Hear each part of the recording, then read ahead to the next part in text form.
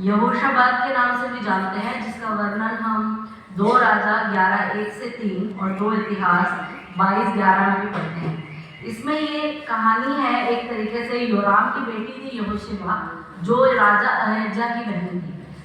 इस पूरी स्टोरी में हम ये पढ़ते हैं कि ये पूरी लड़ाई झगड़ा उस उत्तराधिकार राज को पाने के लिए था, जिसमें यहोशिबा की माता अतल्या ने जब सिंहासन संभाला तो उसने सारे उसके उत्तराधिकारियों को मरवा डाला और उनको मृत्युदंड देने का आदेश दे दिया।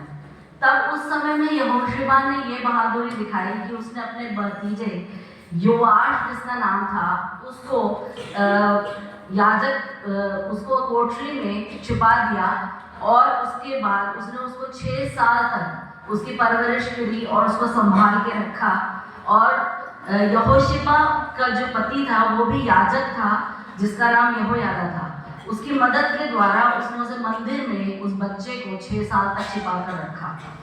उसके बाद 6 साल बाद उसने अपने पति के साथ तख्तापलट का योजना बनाई और फिर उसके बाद उसको बाहर लाए और फिर वापस वो जो किंगडम था, वापस जो एक्चुअल उत्तराधिकारी था उसको मिला। हम इसमें सारी बातों को पढ़ते हैं कि वो बहादुर थी, साहसी थी, सब कुछ थी, अपने परिवार के प्रति वफादारी भी थी, सारे एडवर्स सिचुएशंस थे और उसके बावजूद उसने उस राज्य के अधिकारी को संभाला। पर ये सब कुछ तभी होने पाया जब परमेश्वर हमारे साथ होता है। जब मैं ये पढ़ रही थी तो मुझे समझ नहीं आ रहा था कि किस तरीके से है। सिर्फ 4 लाइनें हैं, उसके अलावा और कुछ नहीं है। कहीं पे कुछ समझ में नहीं आ रहा था। मैं दुआ कर रही थी कि क्या बोलूं। सिर्फ 2 ही लाइन है, ठीक है। उसने राज्य अधिकारी को बचाया और फिर उसके बाद उसको 6 साल बाद दिखा दिया और वापस उसका किंगडम वापस मिल गया। हमने बोला बहुत बहादुर थी और सारी सिचुएशंस को संभाल लिया। लेकिन इस चीज के बाद में मुझे जो प्रार्थना में आया वो ये था कि ये सारी चीजें परमेश्वर के द्वारा पूरी हुई। जो अधिकारी था वो दाऊद का घराना था, जिसको अतुल्या जिसने सबको मरवा डाला, वो उस दाऊद के घराने को पूरा खत्म करना चाहती थी।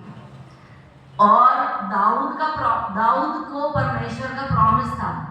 परमेश्वर ने दाऊद के साथ वाचा मांगी थी कि वो उसके जो अधिकार है उसको कभी भी खत्म होने ना देगा। हम उसके बारे में पढ़ते हैं दाऊद और नए नियम में हम उस चीज को कनेक्ट करना चाहूंगी मैं कि जो दाऊद के घराने को यहोशिबा ने बचाया, उसको वो परमेश्वर की नियति पूरी होनी थी। जब नए नियम में परमेश्वर पैदा हुआ तो दाऊद का घराना था, तो उसने actually she played a warrior, जिसने उस घराने को बचाया जो दाऊद का घराना था।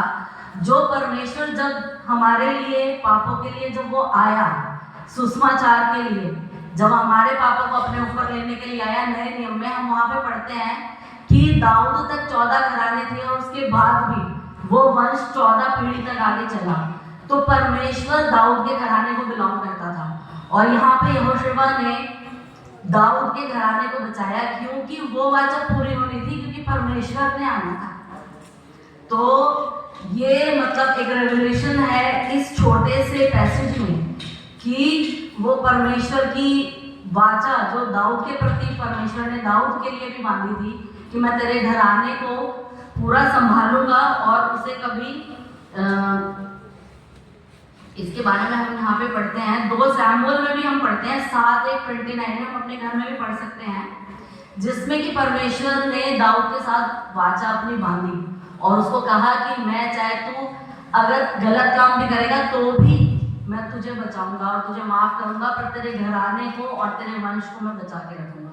तो उस वाचा के अनुसार क्योंकि वो पूरा होना था, वो यहोशिबा के थ्रू वो पूरा हुआ, चाहे कितनी भी एडवर्स सिचुएशंस क्यों न थी, पर परमेश्वर ने संभाला और उसके बाद वो किंगडम वापस मिला। क्योंकि परमेश्वर की ये योजना पूरी होनी थी कि परमेश्वर ने हमारे लिए इस दुनिया में आना था, ताकि वो परमेश्वर दाऊद का घराना था, जिसे मतलब she played a unique role. जो हमारा आज का मैसेज भी है, जो हमारा जो टॉपिक भी है है embracing your unique purpose of calling. तो हम इस बात को समझे कि शायद कहीं ना कहीं परमेश्वर की हमारे लिए क्या यूनिक कॉलिंग है, वो हम तभी समझ पाएंगे जब हम वचन के क्लोज जाने पाएंगे। तो परमेश्वर हमसे बात करता है और हमें नहीं पता कि परमेश्वर हमारे लिए हमें कब इस्तेमाल करेगा। जिस तरीके से यहोशुआ को भी नहीं पता था कि वो क्या कर रही है, पर वो परमेश्वर की योजना थी जो कि शायद हमारे लिए पूरी हुई। Thank you.